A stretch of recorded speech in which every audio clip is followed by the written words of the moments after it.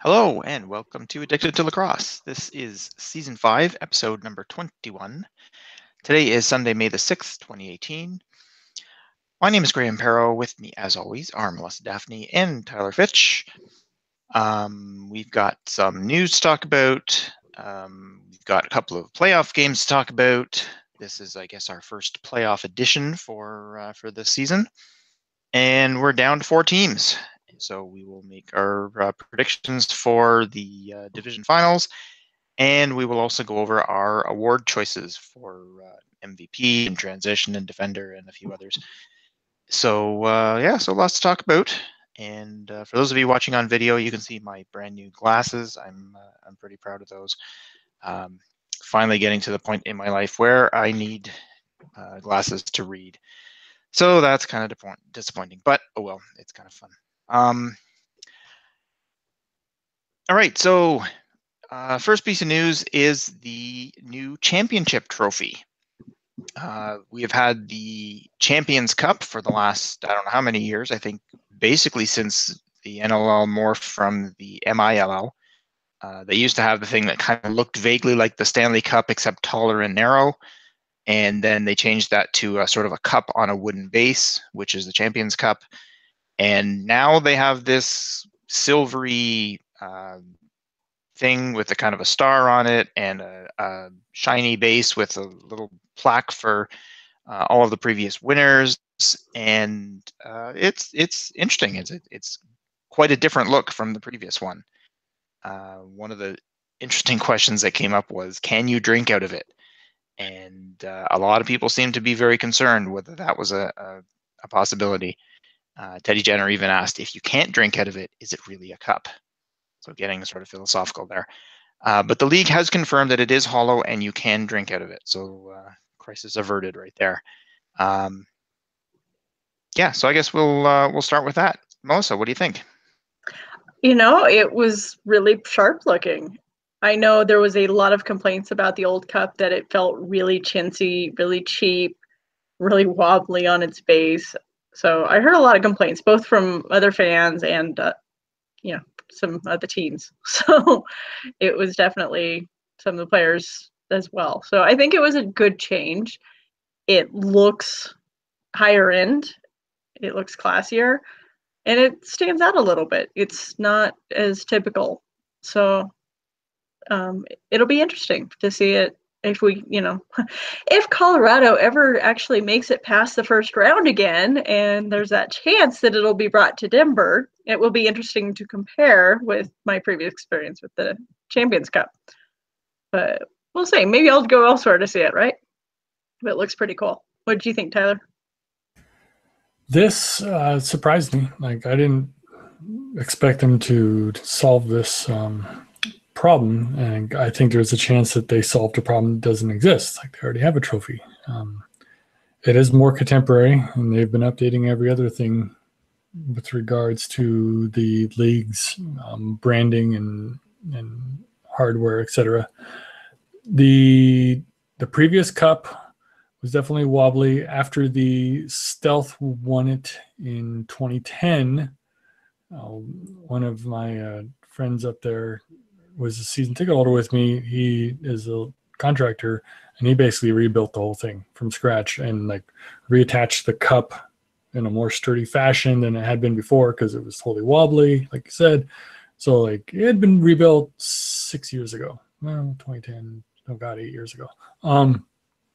And so, but it's probably been worn out again since then because people like to celebrate with it as opposed to just look at it. I think the new one will grow on me, but I was surprised that this happened.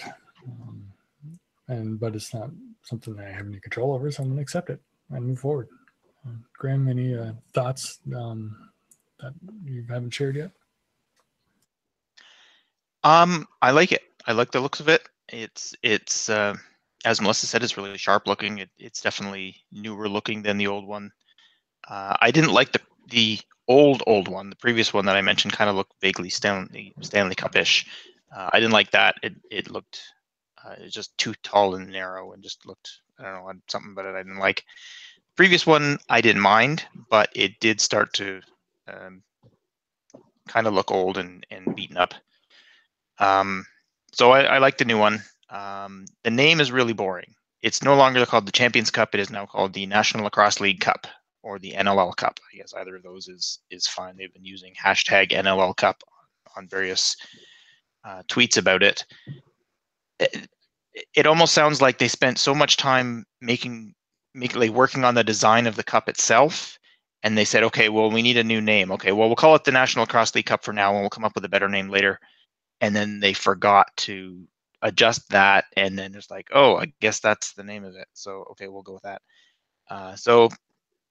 Name's kind of boring. Cup itself is really nice. But I do agree with you, Tyler, that I didn't see it coming. It is consistent with what Nick Zakevich seems to be doing, which is replacing everything. So I guess it kind of makes sense from that point of view. Okay. I don't think I'd call it replacing everything versus updating everything. It's not as harsh. True enough. All right, the other piece of news, and I don't know if we'll have much to say about this one, is that the San Diego Seals have announced their coaching staff and a couple of other employees, and it's all former NLL guys. So we knew that Patrick Merrill, former Rock player, is the general manager and head coach.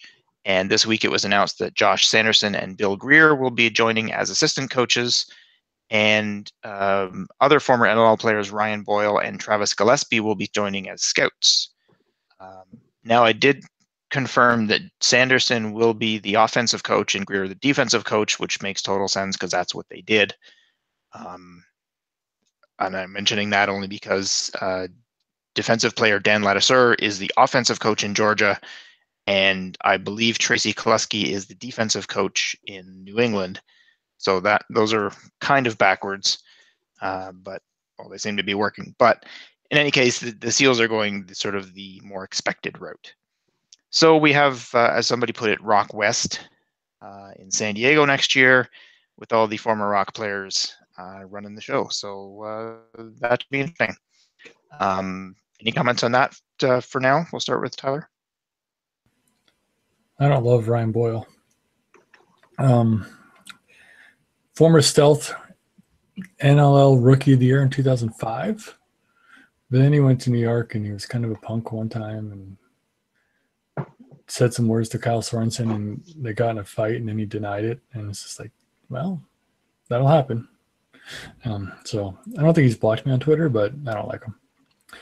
And yeah, it's totally all Ontario players as far as leadership. A little interesting as far as, hey, they're the West Coast team. But how well can they find the gems in BC to come join their team? That would be an interesting question to see play out. Melissa, what do you think about this? It is interesting, although I just had the thought, because a lot of the teams don't, when they're, especially the Canadian teams, it seems like a lot of the players live near the team. That's just the way of it.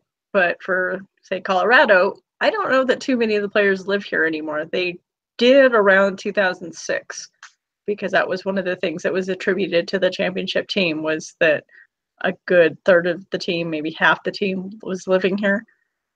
I wonder how that'll be with San Diego. A lot of players are going to be like, yeah, I'll go ahead and move down there. So that will be kind of interesting. As for the choices, definitely a little surprising to me, especially knowing who's heading everything up. Not what I would have expected, but it's going to be interesting to see it play out.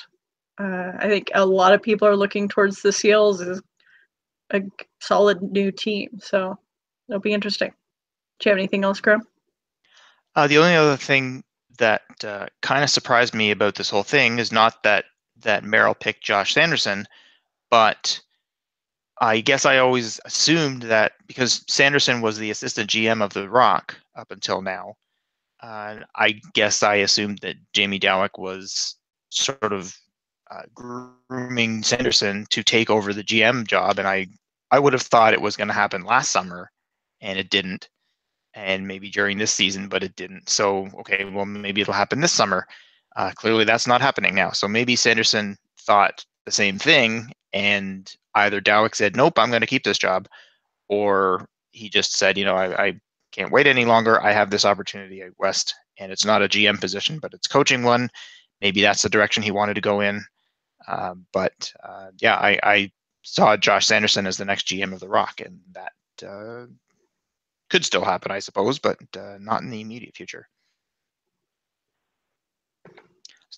So we'll move on to the games of the week, and there was, of course, only two. We had the Eastern semifinal and the Western semifinal.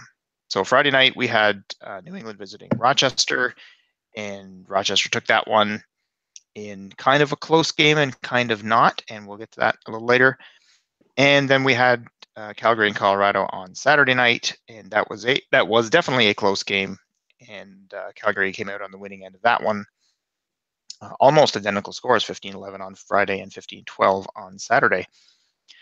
So we'll get into the awesomes and the not awesomes. And Melissa, since your team was involved in one of these games, and mine and Tyler's were not, we'll let you go first.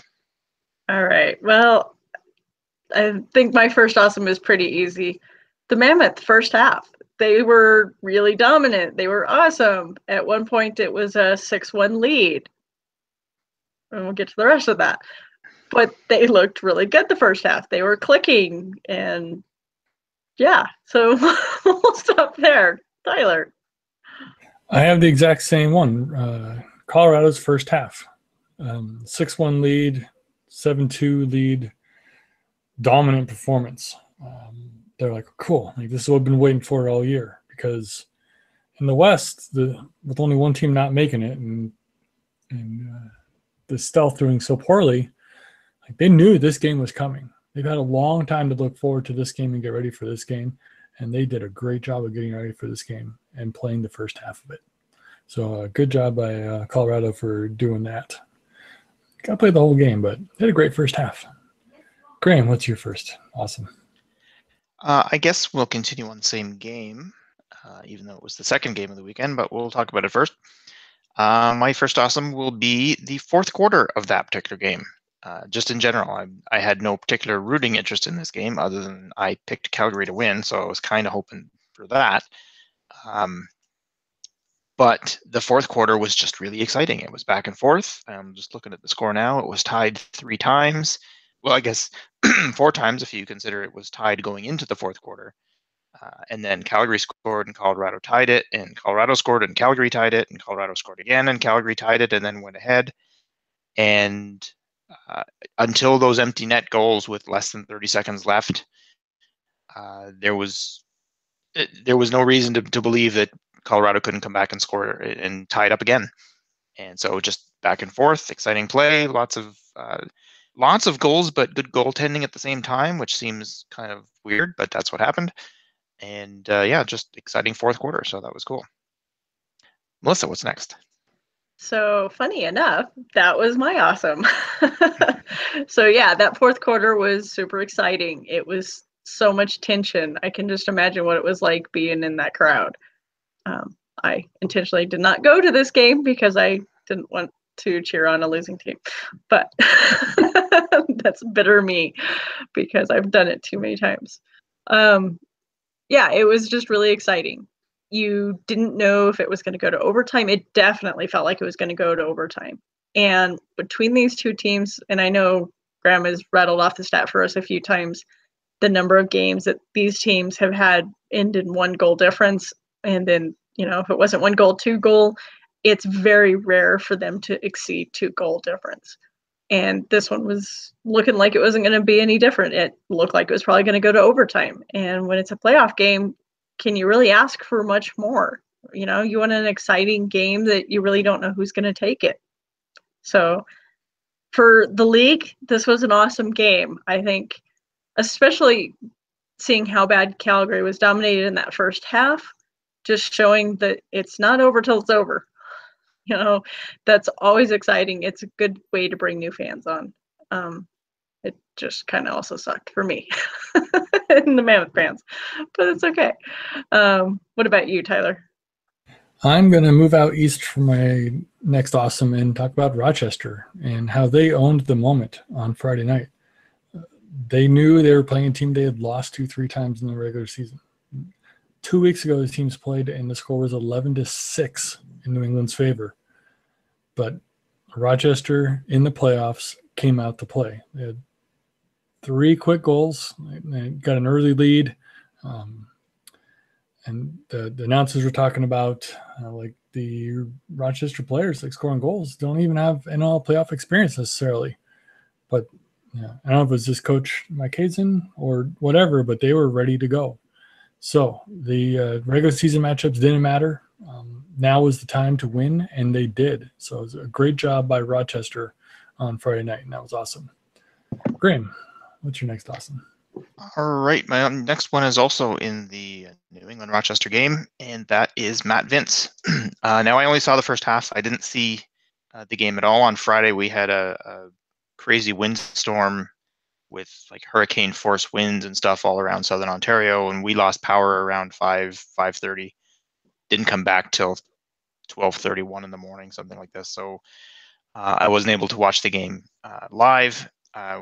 Did see the first half of it on Saturday afternoon, but Matt Vince was outstanding in the first half of that game. He was just making amazing save after amazing save. A number of times somebody took a shot, he made a great stop, gave up a big rebound to somebody on the other side of the net from where he was, and managed to get over and stop the rebound as well. He did that at least twice, and just a great game from Vince. And I mean, anytime you could make those kind of saves and keep your team in the game, you give them a chance to win, which is all they can hope for. And the fact that they had already scored, a bunch more goals than New England, I imagine gave the Nighthawks all kinds of confidence. And I always think a team having a lot of confidence gives them a huge advantage. And that's what you want from your goalie, and he did a great job. So Matt Vince was awesome. Melissa, do you have another one? I do not. What about you, Tyler? Negative.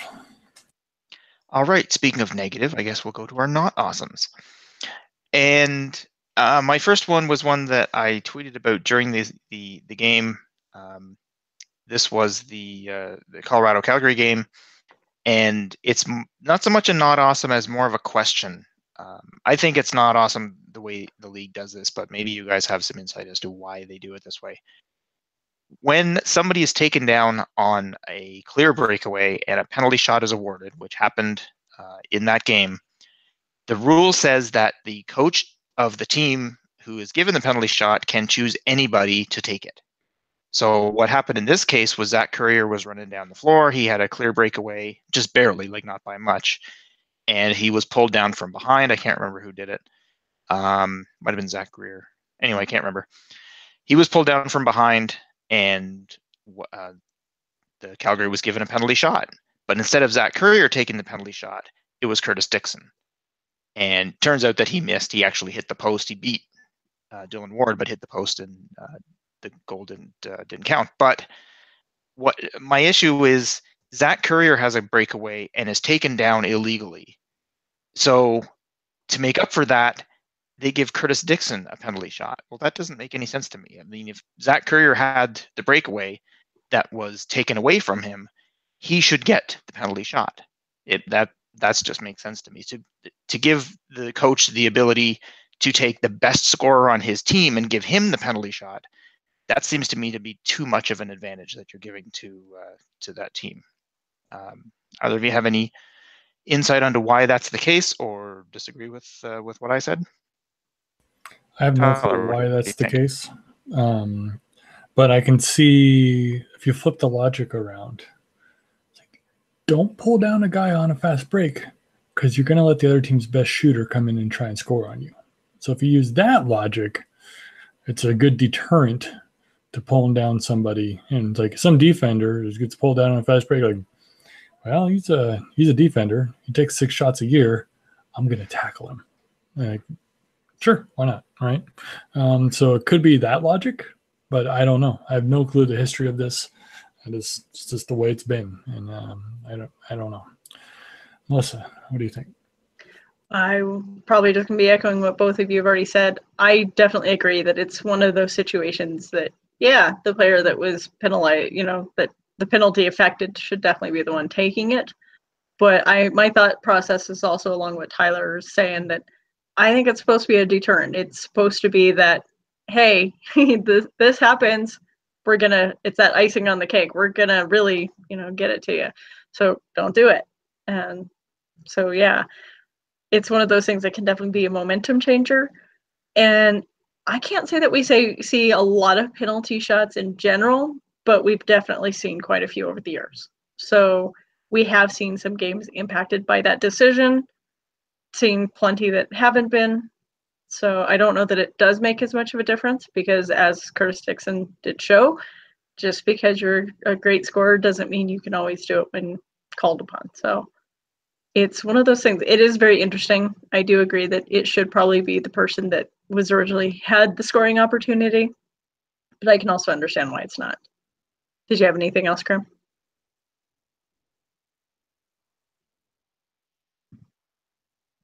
Do we have a lull, or is it just me? I can hear you, but he's all frozen up. Okay. Apparently they had an ice storm in Ontario. All right. Then I guess Come back. I will go ahead and just move on to my next not awesome and hope he unfreezes, since apparently it's not just me. So my first not awesome is, so what's worse than having an empty net goal scored on you in a 1-goal game when it's a one and done situation? Scoring one on yourself. So that was basically the nail in the Mammoths playoff coffin. They were down, and it was still within reach. There was 30 seconds left. It could happen. They took a shot. It ricocheted and rolled all the way down the field, and the Calgary player just watched it roll in. It's like the Mammoth just scored an empty net goal on themselves at a crucial point in the game. So that is definitely very not awesome, because that's one of those really can make it worse. So that would be my not awesome. What about you, Tyler? I don't know that I've ever seen that in a game before. So it was quite the ordeal. My first not awesome is unrelated to the 2 weekend games, but Saskatchewan Rush coming out and be like, hey, our playoff date, it's now going to be on a Sunday.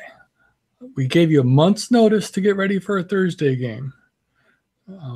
Fans who had traded in their tickets because they couldn't attend, gave them to their friends, you might want to go try and get those back.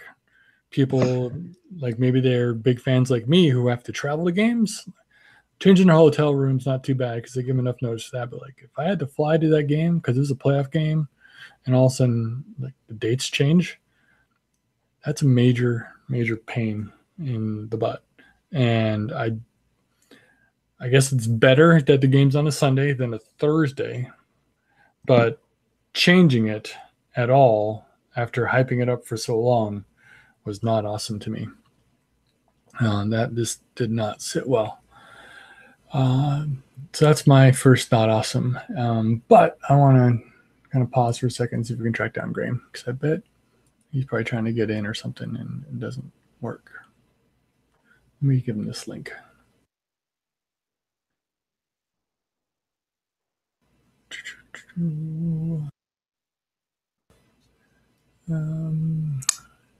My group text to us is here.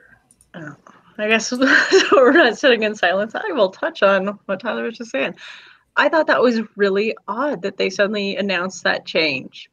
I don't know that we've had that happen very often. There's definitely been a couple cases where I would say that it has.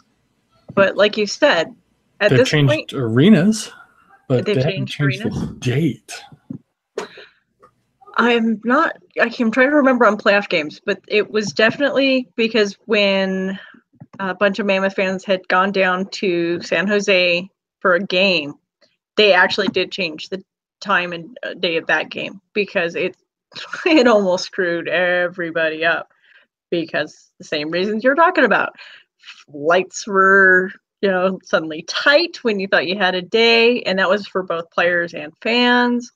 and it ended up being just a huge fiasco. And it's like, I was in an area where I really didn't even have internet connection. So if it wasn't for one of my friends that had came in later and said, "Hey, did you hear the game time changed?"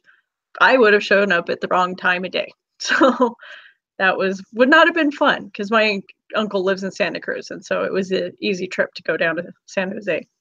But that's a big deal. You plan those things out, and sometimes you can adjust those, or if you do, you're doubling, tripling the cost. So it had to have been a really big reason why they changed it. I mean, we certainly talked about Thursday being a bad night for a game. It would be, but at the same time, you gave people enough time to hopefully work that into their schedules, and now it's suddenly Sunday. So yeah, I'm sure the Saskatoon fans are definitely going to turn out, but I do wonder how many people are suddenly in a situation because that didn't work out for them. Totally a situation. All right, where's... Well, Graham says his internet's back, but he isn't able to join the call. He got the invitation on his phone, but not his laptop. So we'll try sending that to him again because I know that has certainly happened to me. Whereas if my email wasn't open at the time, it doesn't like to go through. So I'll let Tyler try and get that back to Graham. And I'll just move on to my next not awesome. So surprise, surprise, I'm still on the Mammoth game. Pretty much the Mammoth the third quarter. They went from just completely dominating to being completely dominated. And it was bad. It was so frustrating to watch. And it's one of those things. One of my friends from Calgary had tweeted, it's like, last night really sucked for you. Sorry. I was like, wow, can it really win